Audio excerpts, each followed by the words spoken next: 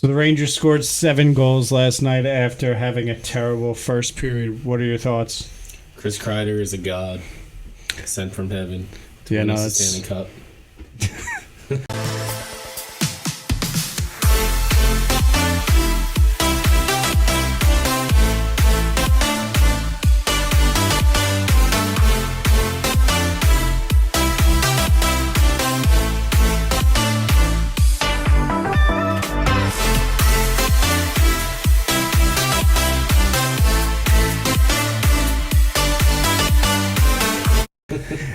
Well, it looks like he's finally going to break 30 goals this year. I mean, if he doesn't, then yeah, there's gonna be a lot of pissed off fans. But he's gonna need one more now. Yeah, one more. You have 40 games. It's it's That's been the biggest problem with Kreider is consistency. He's always been a great player. It's just staying consistent. And this year, it's been more than consistent. He's been an animal. I can't even believe that he got a hat trick last night. Like, he got a shorthanded goal, another one which he got his first shorthanded goal since being in the NHL. That was the second shorthanded goal. They said no, I think that was his first. That Well, was his I know first he of his had career. a shorthanded goal, a 5-on-5 goal, and a power play goal. So that alone shows how That was great he yesterday? is. Yeah, yesterday. Power play goal, shorthanded goal, and 5-on-5. So he could obviously that shows he can score any way possible. Yeah, they were all beautiful goals. The last one was pretty sick because it was a nice little backhand. I don't want to say they were beautiful. I think he's so good at just finding the puck, though. Every one of those goals was just him kind of being in front of the net, being in the right place at the right time, and just knowing what's going to happen with the puck. Yeah, I think a lot of players like Gauthier need to like almost, because Gauthier obviously he almost plays a lot like Kreider. Yeah, If he can just kind of learn from Kreider, like listen, you don't gotta try to dangle, you don't gotta try to do the one-handed freaking drive at the net that never works. Sometimes you just gotta put yourself in the right position and look for a rebound, look for a deflection, anything. I mean, Kreider's got an all new confidence this year. For some reason, it's crazy. Should the Rangers name him captain? I mean, right now, not this season, no. I think everything's going good. I think they have a good overall team morale where everybody's playing for each other. You don't want to put one guy.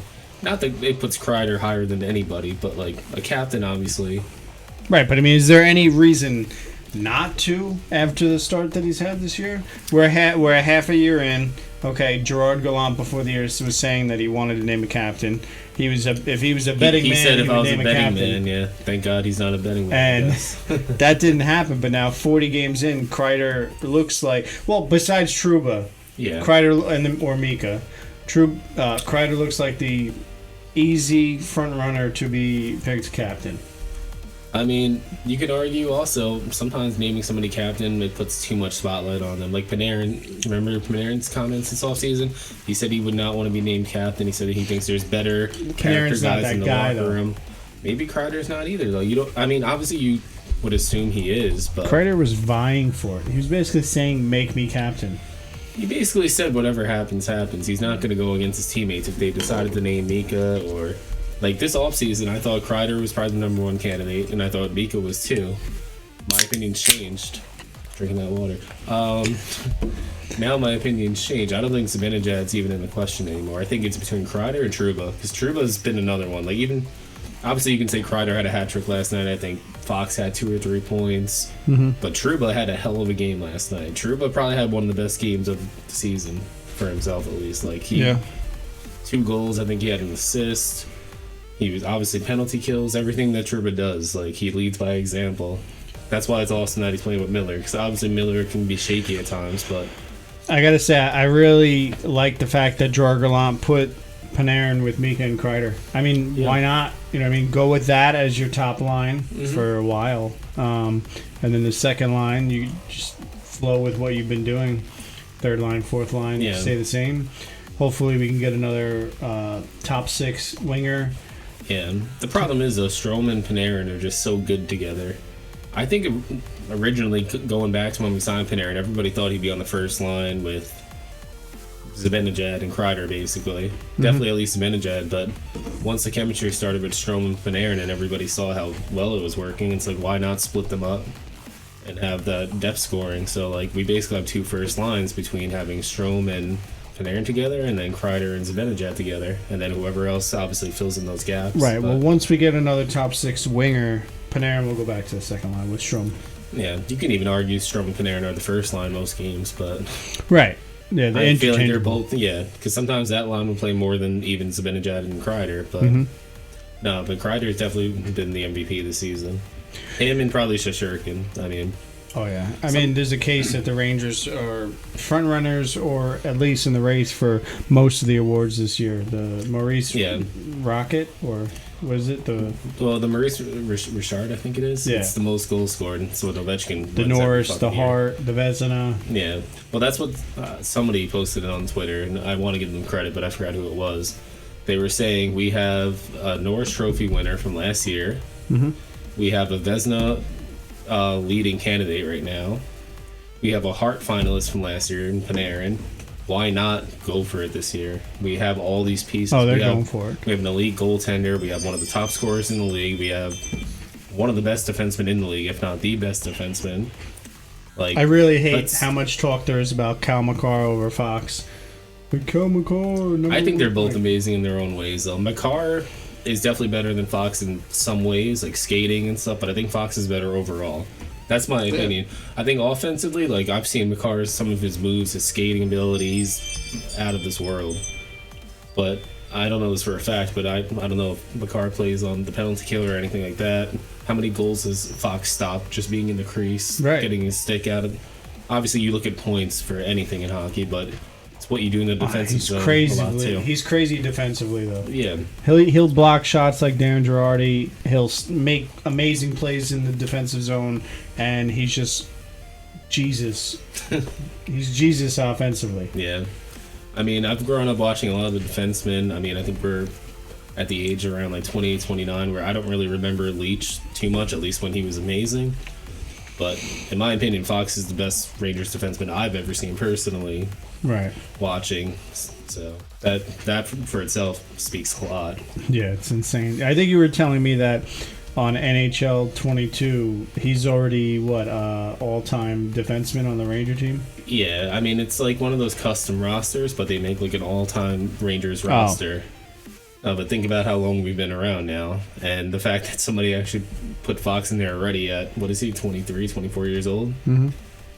It already shows he can. I mean, if he keeps up this pace, stays healthy, he could end up being one of the best Rangers defensemen of all time. Yeah. Obviously, it's crazy to think let's see what happens. He's still young, still has a lot of career left. But yeah, I mean, the Rangers have a bright future for the next 5 to 7 years. Well, especially this year, like I said. Shesterkin's been out of this world. Georgiev has stepped up to the plate. He's been good. I know he had a rough game the other night, but I think the entire team had a rough game the other night. It wasn't just him. Obviously, it was a big game. You want to beat the Canes, but and then the Devils kill the Canes 7-4. Yep. But like I said, we have 2 great goalies right now. Fox is playing out of his mind once again. Panarin's been great. Kreider's been the best he's ever been. You got to go for it this year. There's absolutely no question why you would not go for it this year. Well, Rangers apparently yesterday when they were playing the Yotes were there's rumors swirling that the Rangers have offered a package to Arizona for Chychrun, and Kravtsov is confirmed to be in that package. We don't know what else, but it's safe to assume that it's probably going to be some of the non-untouchables, which are Miller, Kravtsov, Hedl, Gauthier, first-round pick, second-round pick, any of the defensive prospects that we have, which is like 15. Yeah. I mean, Chychrun's, I think he's 23 years old. He signed for 3 years and another 4.5. 4.6? Yeah, it's somewhere around there, but... And he's having an iffy year right now because I think he's injured a little bit. Yeah, and Arizona's just a dumpster fire right now. Exactly. Sorry, Yotes fans, all 10 of you. But, I don't know. It worries me a little bit trading for a guy like Chychrun because you don't know what kind of player you're getting. Right now, he's the best defenseman on Arizona by far, which obviously isn't saying a lot. Sorry, once again. Well, it depends to me. If you're trading a Kravtsov, a first-round pick, and one of the defensive prospects, I think it's worth it no matter what because you're getting a star defensive back. A lot of people are saying if you're going to trade with the Yotes, you might as well try to get Kessel or even somebody else mentioned somebody else. Forgot the name. wasn't Clayton Keller. It was another guy. I think Hagel or something like that. Listen, if you can get Chychrun and Kessel, then I'm willing to give away a Kravtsov. Then I'm willing to give away a Miller or somebody like that. I'm willing to give Kravtsov away no matter what. Well, my point is that solves two problems. We need like top 9 scoring in Kessel, and then obviously we need a little help on the back end of defense. You need at least one forward and one defenseman. But I don't think you need a guy like Chychrun, though. I don't know. I just don't think. I think you need like a bottom pair defenseman to help somebody like Schneider, whoever it's going to be at that time. Right. I don't think you need somebody like Chychrun. Chychrun, obviously, he's 23, still has a bright future, but keep in mind he's playing 20 minutes plus with the Yotes. And he gets all the opportunities. He gets penalty kill. He gets power play. On a team like the Rangers, if let's say we're in the playoffs, he might be on the third pair. He might be playing 15 minutes a game. He might be playing less if he has a shitty night. It really depends. I feel like it's the biggest problem with a lot of players on different teams. Sometimes you have a different role, and that messes with you. Yep. So Gauthier gets a goal last night. Finally gets to put one in the net. That was pretty big. I think, his confidence has been down as of late because he's been such a long stretch without doing much. Not that he's not contributing, but he was scratched the game before. Yeah. Capo is out for this game. He's day-to-day, so he's out for this game. They make that announcement right before the game, so Gauthier goes in. And that's a big goal right there. That's a game-time goal. Confidence-wise, it helps a lot because chances are Kakko plays, Gauthier is not even in that game. So he was probably already planning on being a healthy scratch. And then they were like, listen, Kakko's not ready to go, you're in. Yep. And to come in and contribute like that, I mean, that's big. Not even just for him, for team morale. Like, helps everybody believe in him, too. Yeah, I agree. And I was tweeting a day before... the Rangers are in first place. They look great, and you have guys like Panarin who, while he's up there with the most amount of points on the team, he's definitely not at that next level that he's normally at. Panarin gets a goal on the power play, which was huge to see. Great, good. Great for his confidence. Yeah. That's the game go-ahead goal. Yeah, made a 4-3 in the second, right? And the Rangers just unload after that. I mean. I forgot what I was going to say.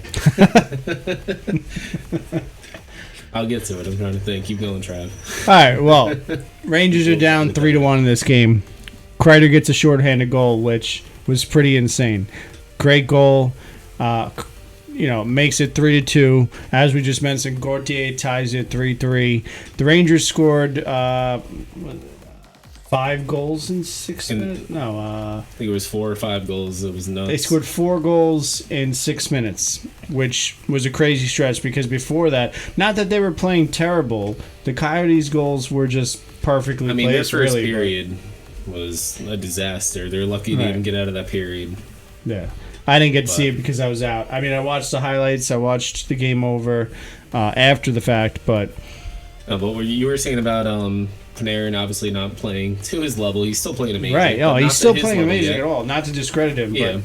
I actually looked today, though, the NHL points leaders. Mm-hmm. I'm pretty sure there's 4 Rangers in the top 20 right now.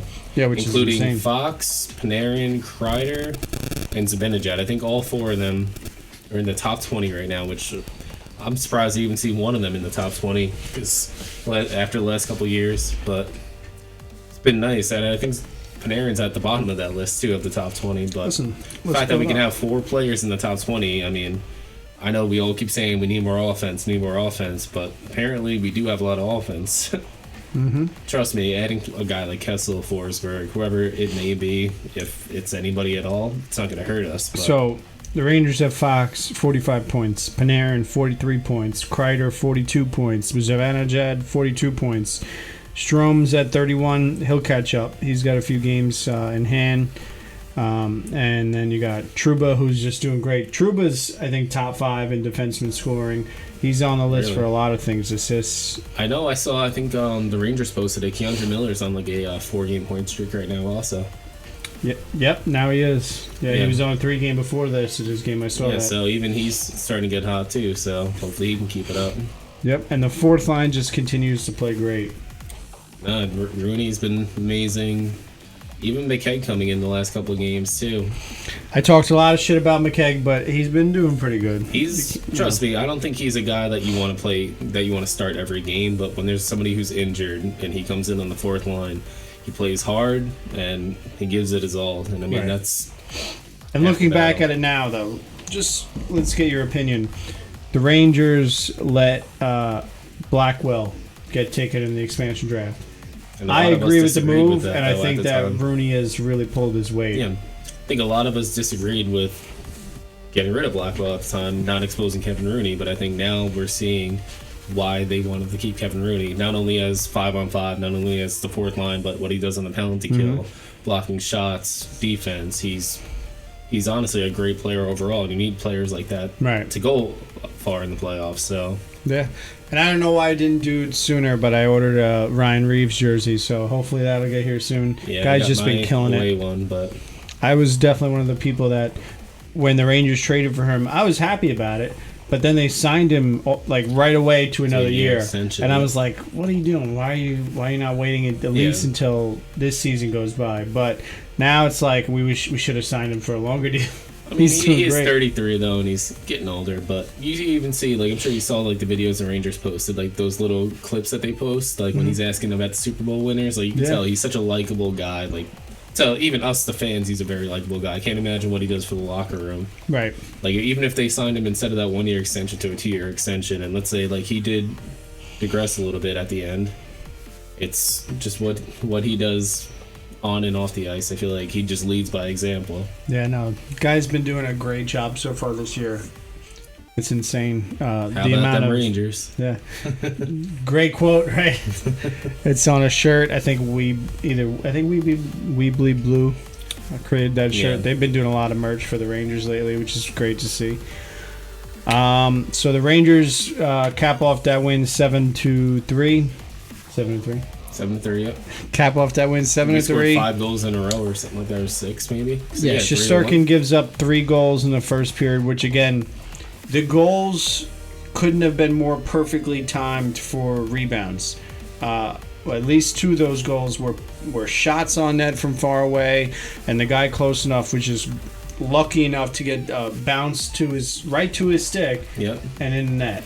There's nothing that he could have done about that. No, absolutely not. And you had a lot of people on Twitter, well, not Ranger fans. Well, some Ranger fans, but other fans really say, oh, Shesterkin's a fraud, blah, blah, blah. No, Shesterkin's a god, okay? And he's false. He's going to win us a cup. I hope so. So, great to see Rangers win that game 7-3. Thanks for listening. Like and subscribe. Have a good one. Later.